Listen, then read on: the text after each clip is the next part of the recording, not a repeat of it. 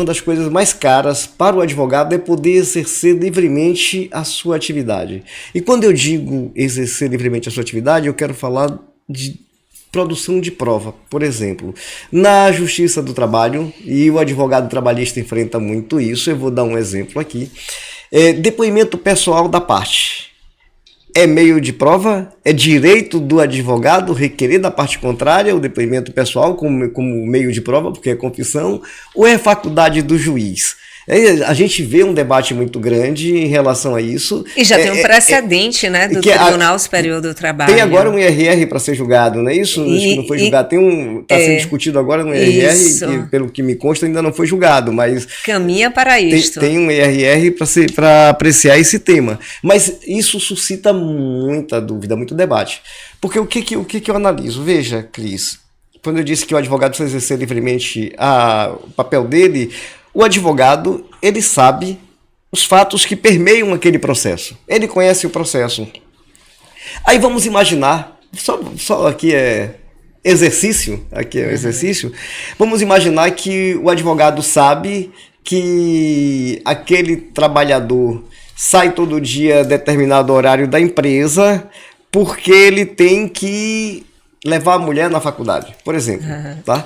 Veja, a mulher dele e faculdade tem nada a ver com aquela relação ali, correto?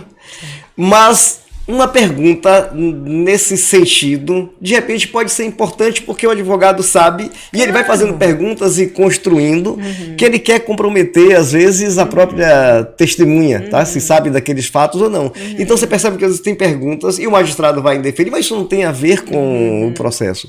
Mas o advogado sabe por que ele está fazendo.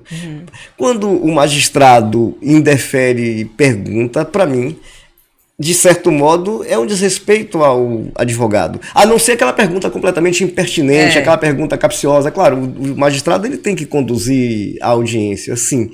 Mas ele tem que permitir que o advogado faça o trabalho dele. Eu falei aqui da questão do depoimento pessoal, porque entendo que é importante o depoimento pessoal, é um meio de prova, da minha percepção, um meio de prova importantíssimo, até porque a confissão é a mais contundente das provas. É o que se deseja, né? Seja interrogatório, seja depoimento pessoal, o que se deseja é confissão. Confissão. E outra coisa, o depoimento pessoal, inclusive, é importante para que você parametrize fatos que depois podem ser confrontados com o que as testemunhas vão dizer. Isso. Você compreende?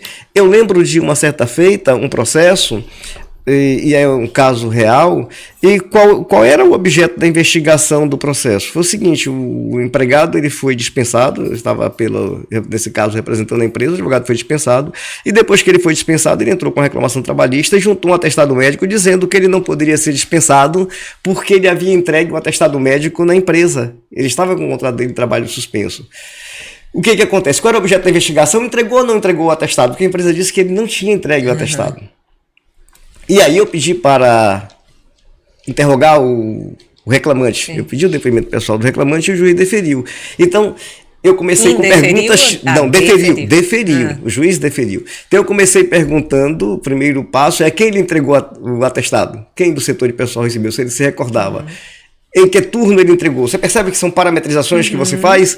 Aí depois eu perguntei se alguém tinha presenciado a entrega do atestado. E ele disse que não. Ele disse que ninguém presenciou quando ele entregou o atestado. Ele tinha testemunha lá fora. Você percebe que as testemunhas deles já ficaram comprometidas? E olha que celeridade. Se elas dizem que presenciaram, ora, elas vão estar mentindo, porque ele disse que ninguém presenciou. Você percebe? Exatamente. É tanto que o juiz chegou e disse para o advogado, doutor, você não vai ouvir sua testemunha não, né? Aí o advogado disse, mas veja, mas se a sua testemunha disser que presenciou a entrega do atestado, nós vamos ter um problema. O advogado acabou desistindo. Você percebe a importância do depoimento pessoal? Sim, não tenho dúvida. A mesma coisa é com relação a perguntas. Então, a minha pergunta para você é, sendo desembargadora, né, do trabalho, atuando agora do outro lado, e hoje como é que você vê isso e qual será a sua relação com relação a esses mecanismos de produção de prova e do livre exercício do trabalho do advogado? Como será? É ótimo. Olha só. eu pego pesado. Aqui eu pego pesado. Não pensa que vem pra cá e vai sair assim de fininho, não, viu? O depoimento pessoal e o interrogatório, meu sentir, são nomenclaturas assim que, na prática, o que a distinção meu sentir, não tem mais discussão, é para efeito didático, mas para efeito prático.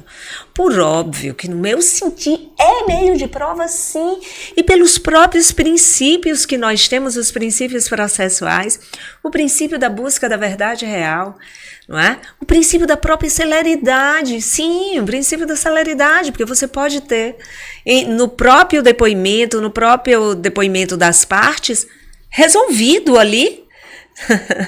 Você está descartando uma das provas que são, posso dizer, uma das provas mais fortes, né? Mais contundentes, que é a possibilidade de uma confissão, que é esclarecimento maior do que uma confissão expressa, não é? Então veja o que está se jogando para fora por conta de uma mera discussão didática da definição do que é um interrogatório das partes e o que é o depoimento pessoal. Porque a CLT usa a expressão interrogatório das partes e o Código de Processo Civil usa depoimento pessoal. Interrogatório é faculdade, depoimento...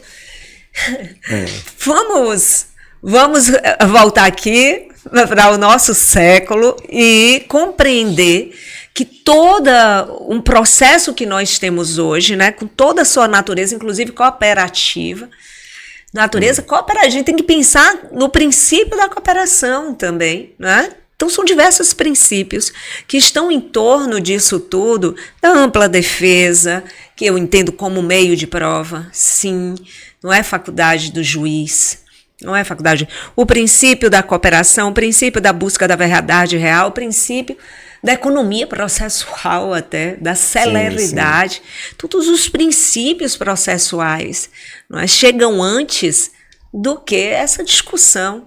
Para mim é um grande retrocesso a gente ter aí algo que fique sedimentado nesse sentido, é um grande retrocesso.